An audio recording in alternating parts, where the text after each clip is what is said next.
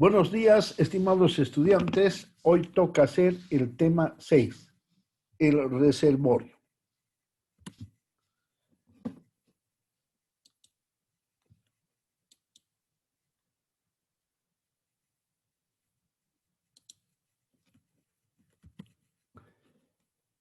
En el reservorio se debe hablar de la porosidad.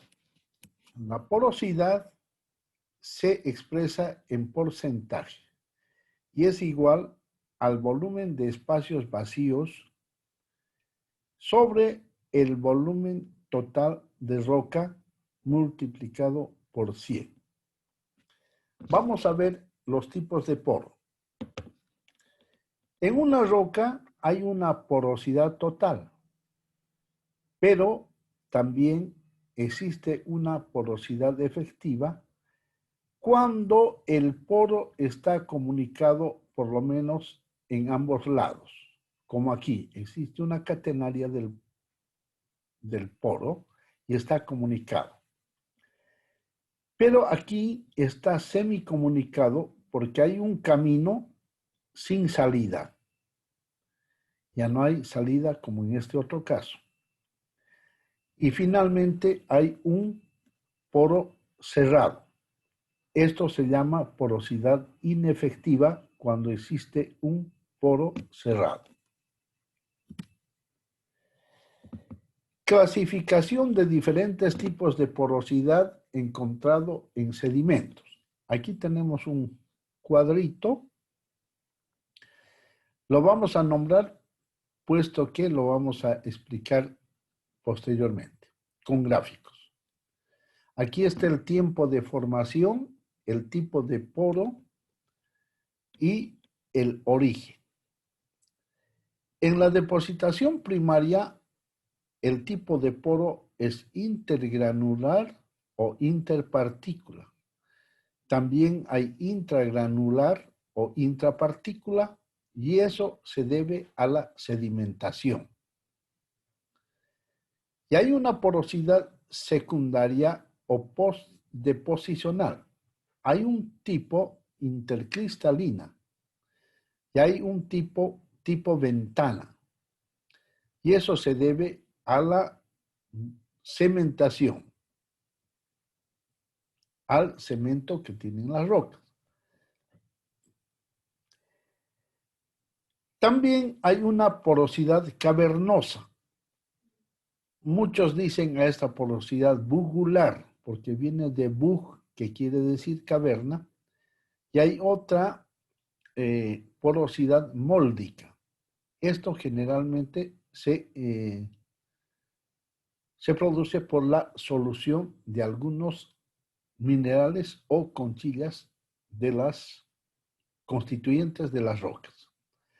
Y hay una porosidad secundaria debido a las fracturas, y estas fracturas se producen por tectonismo, por compactación, por deshidratación y diagénesis. Lo que van a ver, estas son secciones delgadas. Secciones delgadas, es decir, una roca ha sido pulida en un esmeril y colocada en un vidrio para llevarlo al microscopio. Esta sección delgada está mostrando porosidad intergranular. ¿Qué quiere decir intergranular? Entre este grano y este grano. Entre este grano y en este grano hay esos espacios vacíos entre los granos constituyentes de la roca. Mientras aquí se está mostrando una porosidad intergranular e intragranular. Intragranular quiere decir dentro del grano. En este caso, dentro del grano se ve en calizas aglomeradas de esqueletos fósiles.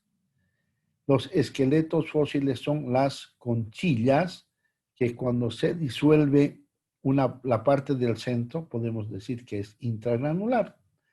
Pero aquí también hay granos que no son precisamente conchillas.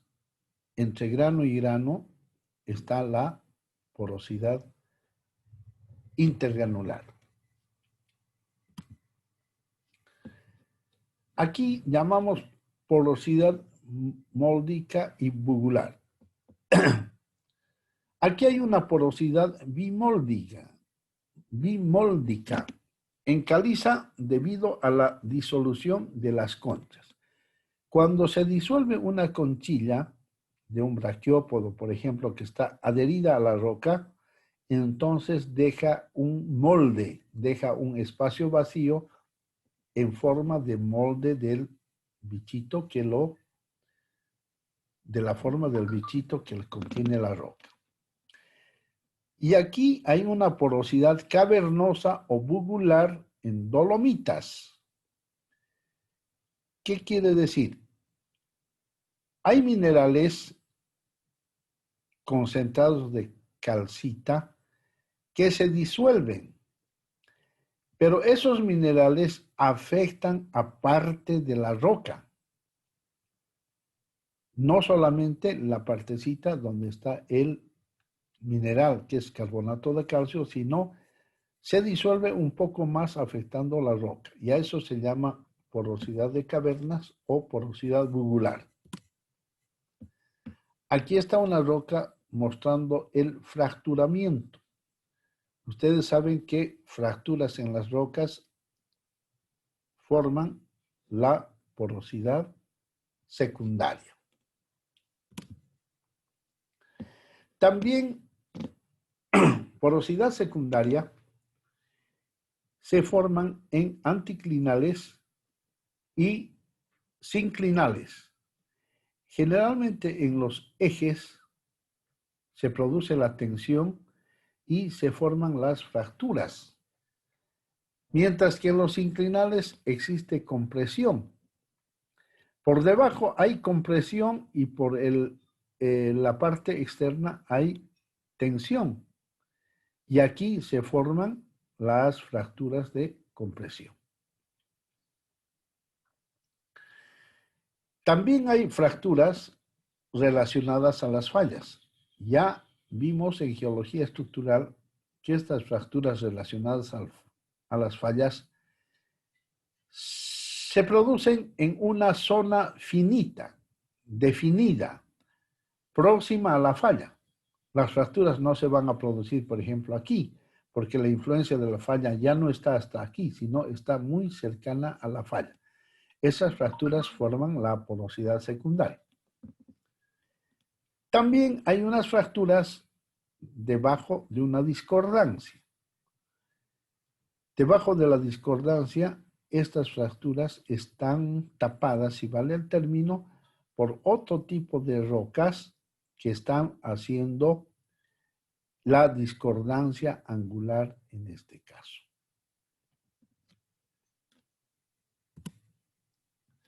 Vamos a ver la porosidad versus permeabilidad para distintos sistemas de poros.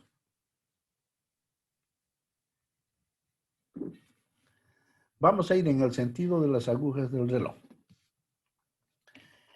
Aquí está mostrando un reservorio de calizas. Ustedes saben que las calizas tienen la porosidad cavernosa o porosidad bugular. Cuando las calizas tienen eso, entonces la porosidad está en el orden de 28%. Pero antes quiero decirles que en el eje de las X está marcada la permeabilidad en sistema logarítmico 0, 1, 1, 10, 100, 1000. Y en el eje de las Y está la porosidad de 0 hasta 40%. Volviendo a las calizas, vemos que la caliza, en este caso, si es bugular, tiene bastante porosidad y es del orden del 28%, en este caso. Pero la permeabilidad no pasa de 0.12, 0.13. ¿Por qué? porque muchas veces esos poros no están comunicados. Por eso que aunque tenga mucha porosidad, la permeabilidad no va a funcionar porque no hay comunicación entre poros. Vamos aquí en una roca que se llama arenisca, un reservorio con areniscas donde están los constituyentes y están los espacios vacíos. La mayor parte de los reservorios en areniscas tienen una porosidad que es proporcional a la permeabilidad. Por ejemplo, si la roca es muy porosa del orden de 35%, la permeabilidad va a ser como unos 200 o 300 milidarcies. Pero si tomamos aquí con una porosidad de 22, 23%, puede darse el caso de 10 milidarcies de permeabilidad. Y si tenemos una arenisca muy compacta que tiene en el orden de 8 o 10% de porosidad, entonces la permeabilidad va a ser de 0,12, 0,14. Venimos aquí y vemos que hay rocas fracturadas. Las rocas fracturadas generalmente tienen baja porosidad. Fíjense, aquí la porosidad está entre 5 o menos de 5%. Baja es la porosidad. Pero la permeabilidad está en el orden de casi 700, 800 milidarcies. ¿Por qué es eso? Porque las fracturas comunican la porosidad primaria y también la porosidad secundaria. Por eso es bastante permeable una roca fracturada. Y si nos vamos aquí en rocas del basamento, generalmente tienen un mosaico cristalino y su porosidad es baja, del orden de 6-7%, y su permeabilidad es casi nada. Es menos de 0,01%. Es menos de 0,1%. Entonces, bajísima la permeabilidad. ¿Se está escuchando? Sí, ingeniero, se escucha. Sí. Ya. Ahora vamos a ver cómo se mide la porosidad. En realidad, medir la porosidad solo se hace en laboratorio, porque en laboratorio se puede medir mediante testigos. El testigo se envía a un laboratorio y mediante equipos que se tienen en el laboratorio nos dan la porosidad en porcentaje, 10%, 15%, 16%. Pero si un testigo tiene 9 metros, nosotros podemos tomar medidas cada medio metro y así tenemos la porosidad de los 9 metros. También se mide la porosidad de los registros geofísicos. Por ejemplo, con la curva de Newton se puede estimar la porosidad y muchas veces coincide con la porosidad del registro. Mediante la curva de densidad, mediante la curva del sónico y mediante de un instrumento que se llama resonancia magnética, se puede estimar o se estima generalmente la porosidad de un pozo o de un nivel o de un reservorio. También se puede, aunque dice porosidad medida desde datos sísmicos, realmente no he encontrado, aunque en nuestro libro dice el capítulo 3, pero lo que pasa lo siguiente. Una línea sísmica tiene unos atributos, que es la amplitud, la longitud de onda, y esos datos, esos parámetros, nos pueden discriminar una roca de arcilla y de la arena. Por lo tanto, no pueden medir la porosidad como tal. Solamente si es arena, podemos decir que es una zona porosa, a menos que la arenisca sea compactada. Entonces, este asunto de medidas de datos sísmicos, a partir de las líneas sísmicas, es bastante relativo. No es una medida, sino es una apreciación. ¿Cómo se mide en laboratorio la medida de porosidad? Este es un aparato bastante antiguo, donde se coloca aquí la muestra. Se crea un vacío por descenso o crecimiento del bulbo de mercurio. El bulbo de mercurio se abre esto y entonces el bulbo de mercurio irá hasta una proporción donde salió el aire del testigo. El volumen de la masa de muestra se obtiene generalmente por el principio de Arquímedes. Entonces, con este equipo solamente se ve el volumen de gas extraído. Esto está a base de mercurio. Y la muestra de testigo, que es como un taruguito, como es un taruguito de 1 centímetro por 2, digamos, eso se puede medir su volumen respecto de del principio de Arquímedes. ¿Qué se hace? Ese volumen de roca se mete a un cilindro graduado que está con mercurio. Cuando se le mete el pequeño cilindro, entonces el mercurio va a subir un poco y esa diferencia equivale al volumen de la muestra.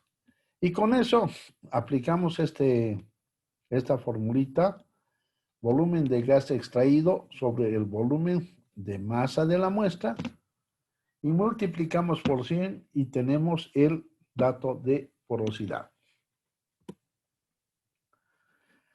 Hay otro, el método de Boyle, que está dado por este equipo, que es la presión por el volumen es igual a una constante. Aquí se mete una muestra de roca y con esto se hace el desplazamiento. Este es el desplazamiento de una bomba. Y aquí se mide la presión. Entonces, medir el volumen de poro sellando la muestra en una vasija o presión. Aquí está eso. Descender la presión a una cantidad conocida y medir el incremento en volumen del contenido de gas. Esa es una forma. De otra forma es, el volumen de grano puede ser medido y si el volumen de masa es conocido, la porosidad puede ser determinada utilizando esta forma. Esto se llama porosímetro de Ruska y utiliza este método. Mediante este porosímetro se puede estimar. No abundo más en esto de los métodos porque nosotros generalmente mandamos al laboratorio y del laboratorio ya nos mandan los datos. Pero para cultura está bien. Entonces, vamos a hablar de la permeabilidad. La permeabilidad es la habilidad de los fluidos para pasar a través de un medio poroso. Para eso está la ley de Darcy, que nos da el caudal, que es igual a K, que es K multiplicado por la presión 1 menos la presión 2, multiplicado por A, dividido entre mu por L. Ahora, esta P está de más.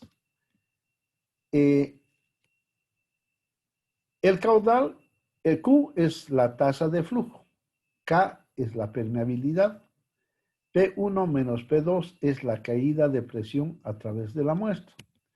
Y A es área de la sección transversal de la muestra y mu es igual a la viscosidad del fluido. Ya vamos a ver esta fórmula, cómo se aplica con un gráfico. La unidad de permeabilidad es el Darcy. ¿Qué es el Darcy? La permeabilidad que permite a un fluido de 1 centipoise de viscosidad fluir a una velocidad de 1 centímetro por segundo para una caída de presión de 1 atmósfera por centímetro. Pero el Darcy es una unidad muy grande. Utilizamos 1 milidarcy, es más comúnmente usado.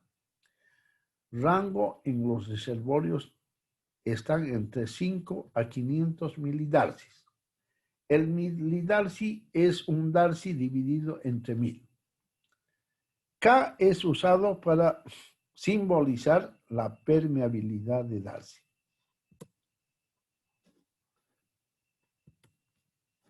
Aquí está.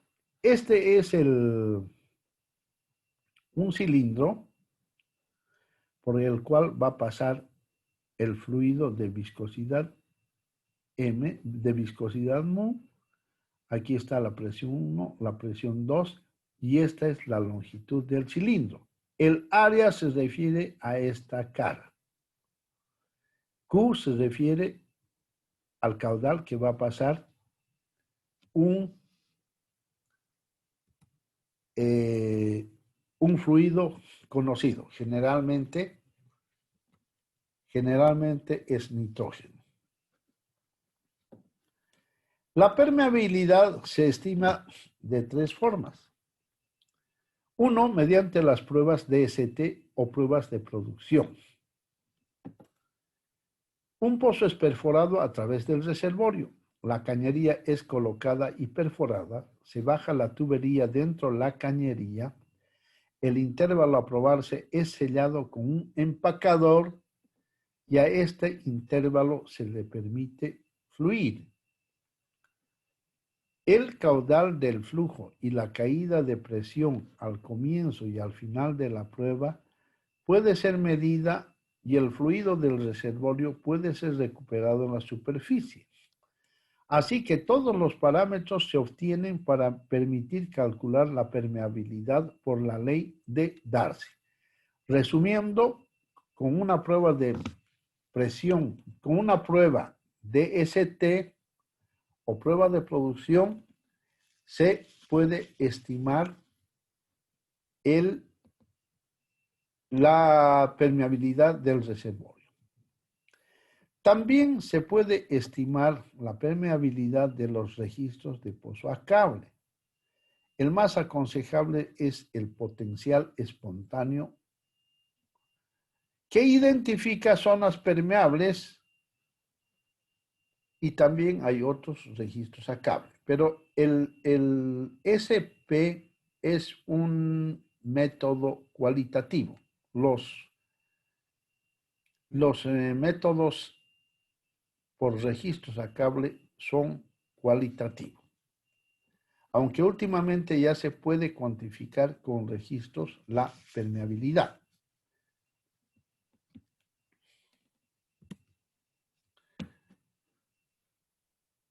Un pequeño cilindro de roca, en inglés es plug, es un tarugo.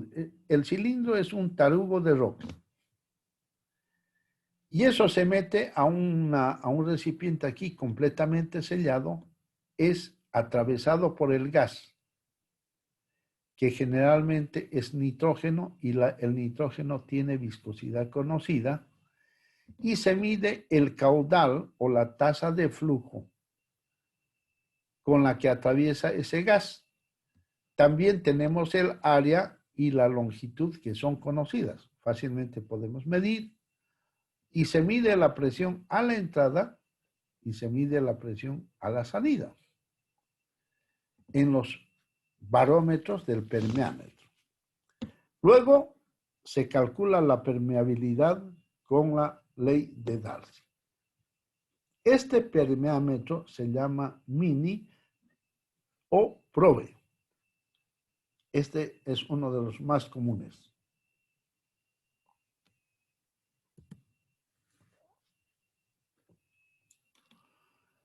Ahora vamos a ver la interpretación de la permeabilidad.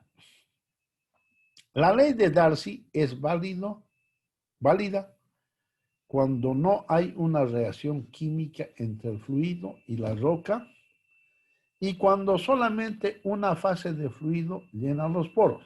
Puede ser fluido de petróleo o fluido de gas o fluido de agua. En fluidos con dos fases, gas y petróleo, un tipo de ecuación es aplicable. Además de la ley de Darcy, se aplica otro tipo de ecuación. Es válido para un tipo de sistema de poro, pero para sistema dual como bugs y fracturas se aplica otra ecuación.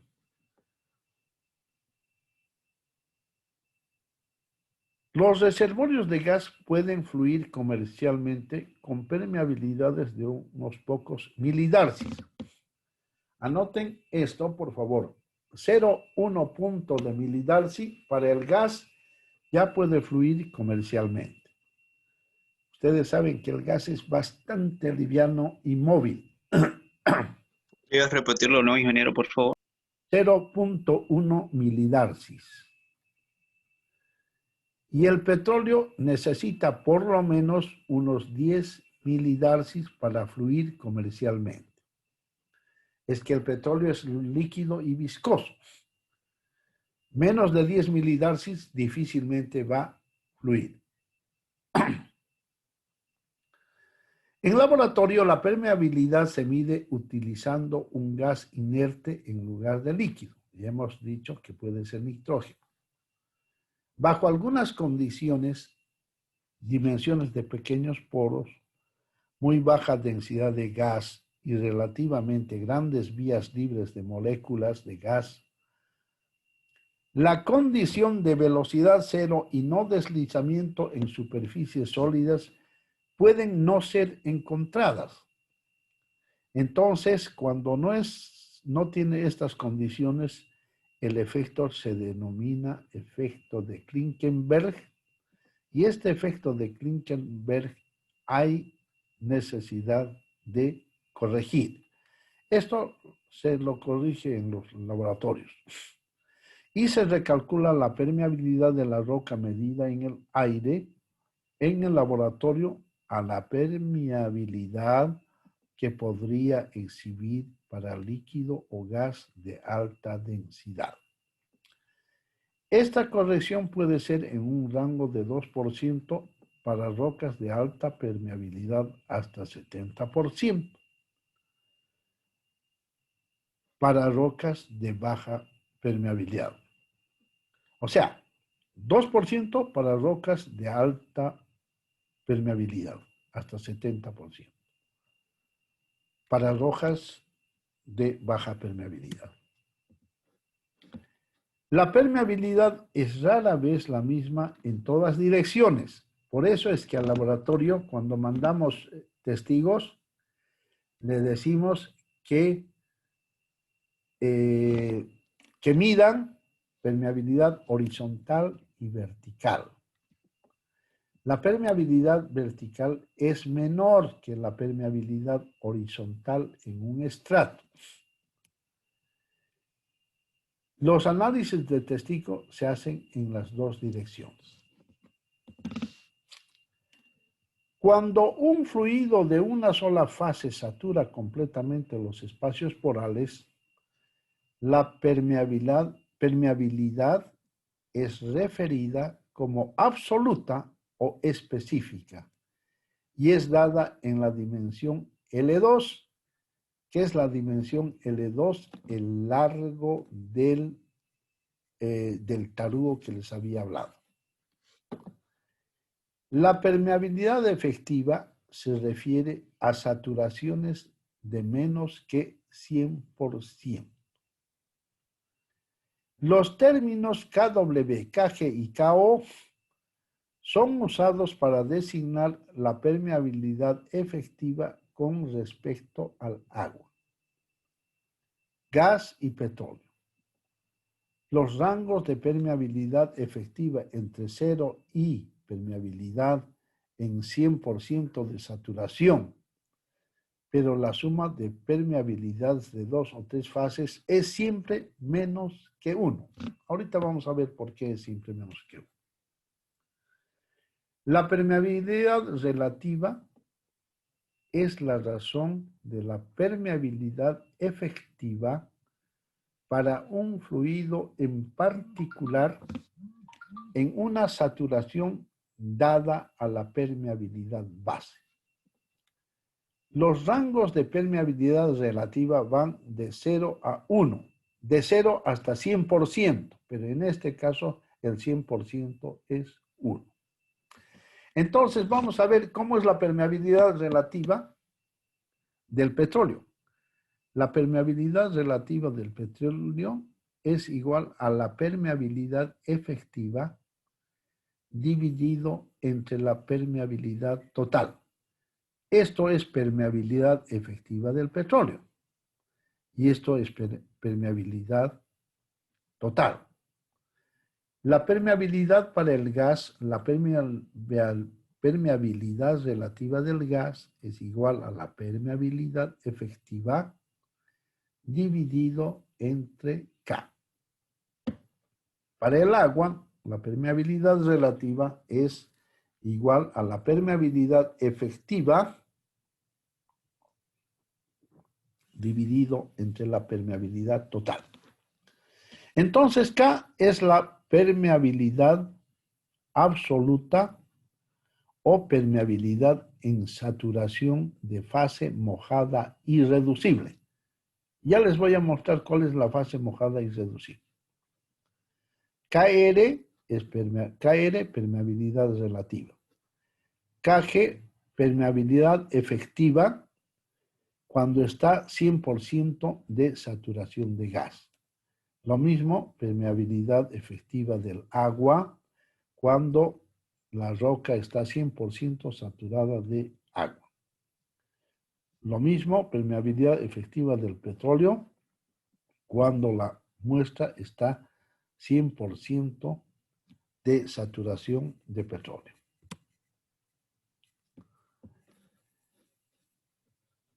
Aquí vamos a ver cómo se mueve la permeabilidad relativa para distintas saturaciones del petróleo. Aquí, este es un grafiquito compuesto donde en este eje de las X está la saturación del gas en porcentaje, de 0 a 100. Aquí está la permeabilidad relativa en el eje de las X. Está de 0 a 100, a 1. Aquí está el porcentaje de saturación de petróleo. Entonces, ¿cómo viene la permeabilidad relativa de petróleo? Está desde más o menos de un punto 22. Quiere decir que aquí el porcentaje de saturación de permeabilidad de 100 se va a poder ver desde 22% hasta el 0 del gas. Lo mismo aquí, del 100%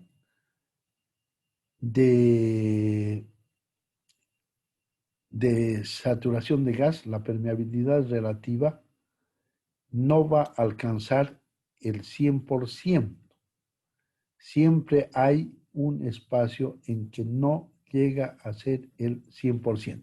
Como aquí el petróleo ha comenzado de algún porcentaje, aquí el gas no llega al 100%, llega más o menos al 90%. Y estas son esas curvas típicas que sacan en laboratorio. Ahora vamos a ver, por último, el concepto de mojabilidad. Lo real, lo común es esto. Está el grano, aquí está el petróleo, el agua y el grano. Encima del grano está mojado por agua. Todito está mojado por agua y eso se llama reservorio mojado por agua. Y el petróleo está dentro de esa capa de agua. Y esto es lo raro. Este es un reservorio mojado por petróleo. Está el grano está el clasto, el granito de cuarzo, digamos, y enseguidita nomás está el petróleo. Ya esto se llama reservorio mojado por petróleo. Pero esto es raro. Lo común es esto. Y con eso habríamos terminado el tema de hoy, que es la mitad del tema. Vamos a continuar la otra clase y vamos a hacer las explicaciones complementarias y vamos a volver a permeabilidades relativas.